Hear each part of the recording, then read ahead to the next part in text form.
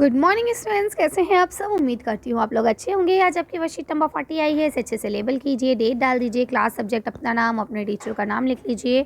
आज हम लोग पढ़ने वाले हैं मल्टीप्लिकेशन ऑफ एल्जेब्रिक एक्सप्रेशन, यानी एल्जेब्रिक एक्सप्रेशन में मल्टीप्लाई कैसे किया जाता है, इसको आज हम लोग जानेंगे। यहाँ लिखा है we have learn addition and subtraction of algebraic expression.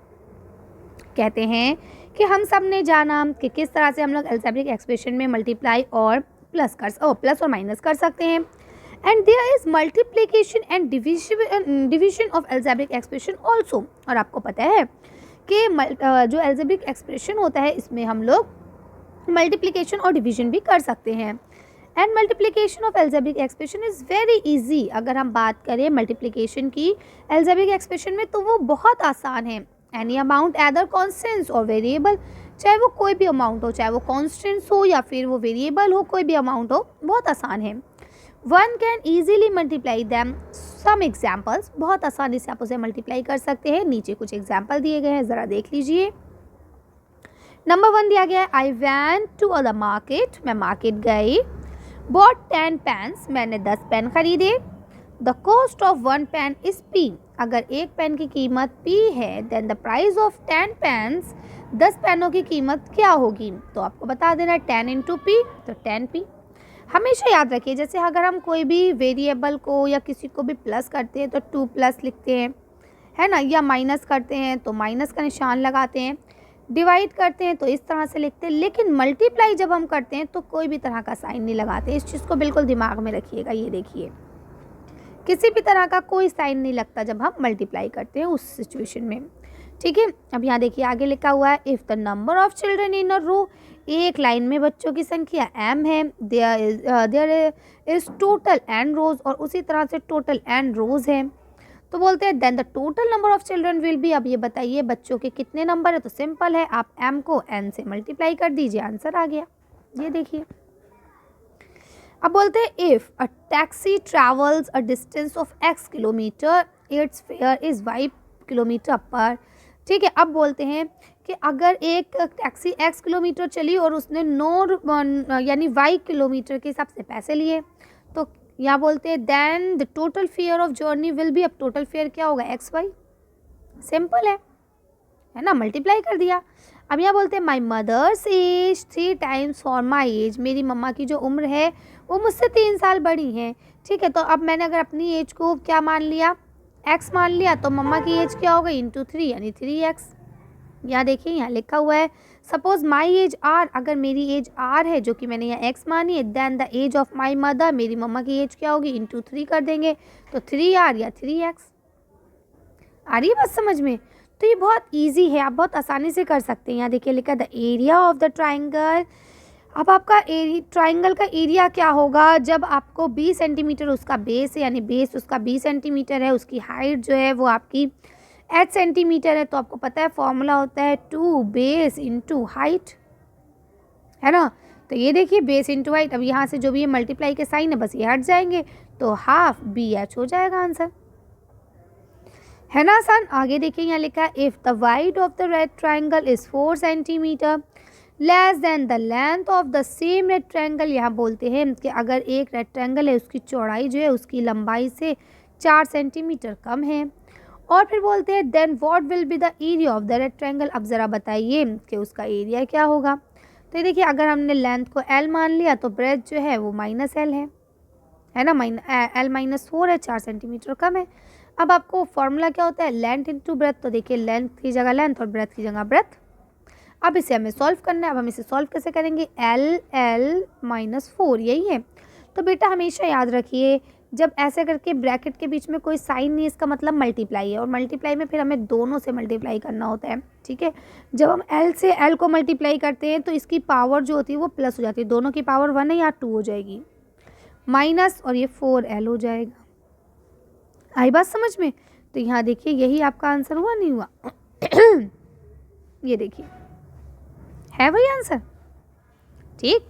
तो इस तरह से हमें करना होता है, बहुत सिंपल है। अब यहाँ देखिए आपको 2 क्वेश्चन दिए गए हैं, चलिए पढ़ लेते हैं। यहाँ पे आपको पहला क्वेश्चन लिखा है वी वॉन्ट अ पिकनिक, हम लोग पिकनिक गए।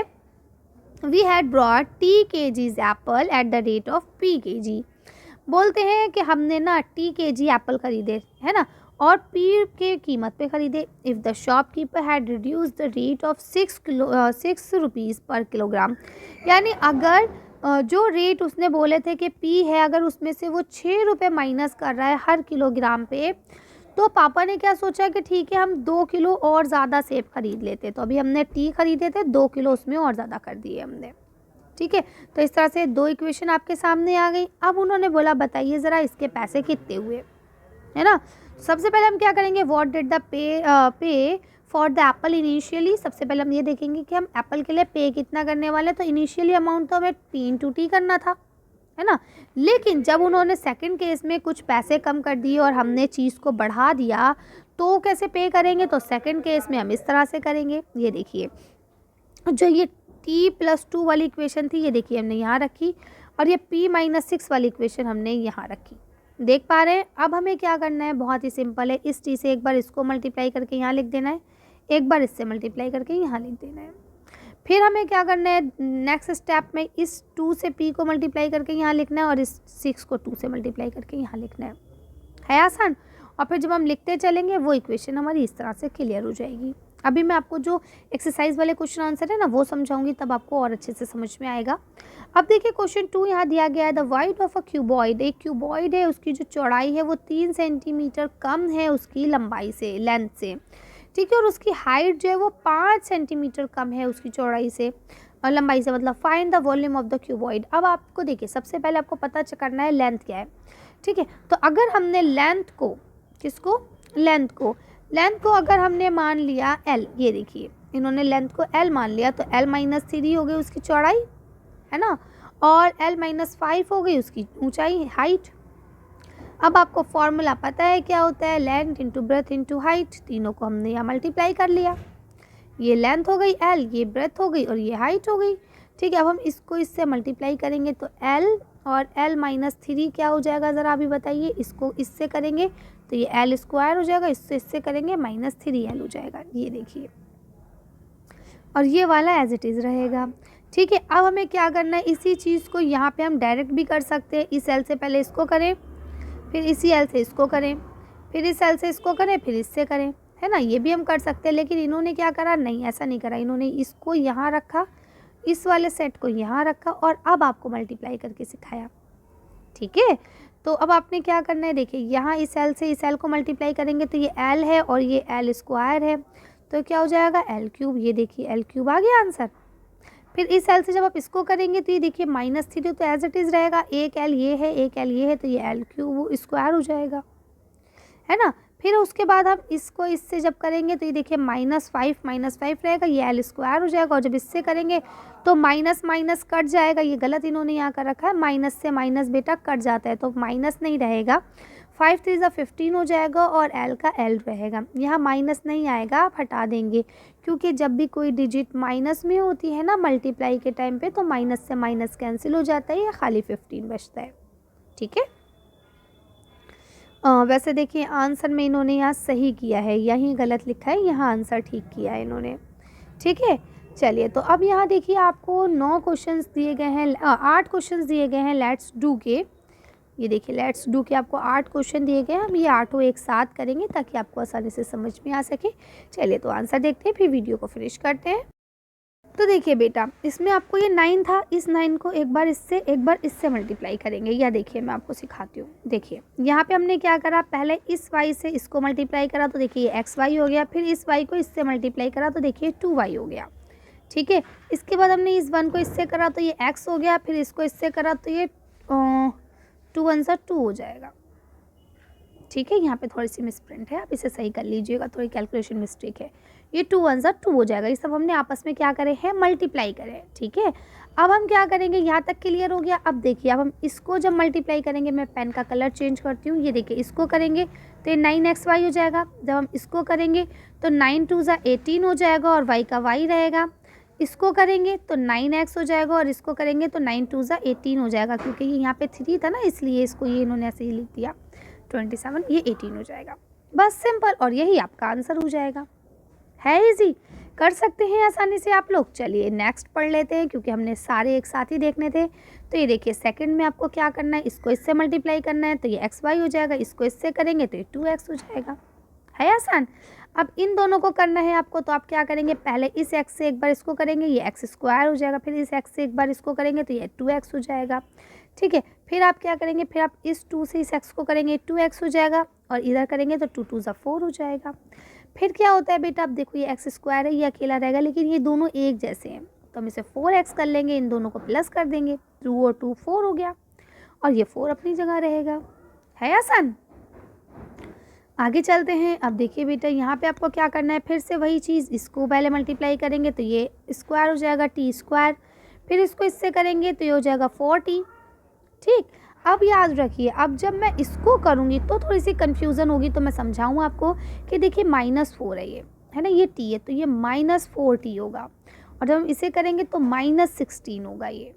ठीक है, और फिर देखिए ये टी स्क्वायर जो है आपका, ये टी स्क्वायर रहेगा, ये देखिए ये प्लस माइनस है तो ये कट जाएगा, 0 बचेगा। 0 हम लिखते नहीं है, इसलिए हम डायरेक्ट इसको लिख देंगे। आई बात समझ में। तो ये बहुत इजी है, बस थोड़ा सा समझने की देर है। अब देखिए इसको करना है जब आपको, तो आप क्या करेंगे, सिंपल, पहले इस p को इस p से मल्टीप्लाई करेंगे, p स्क्वायर हो जाएगा, फिर इस p को 1 से करेंगे तो p 1 ज़ा p हो जाएगा, 1 हम लिखते नहीं हैं। ठीक है, फिर हम क्या करेंगे, फिर हम इसको करेंगे तो ये 10p हो जाएगा, और ये 10 1 ज़ा 10 हो जाएगा।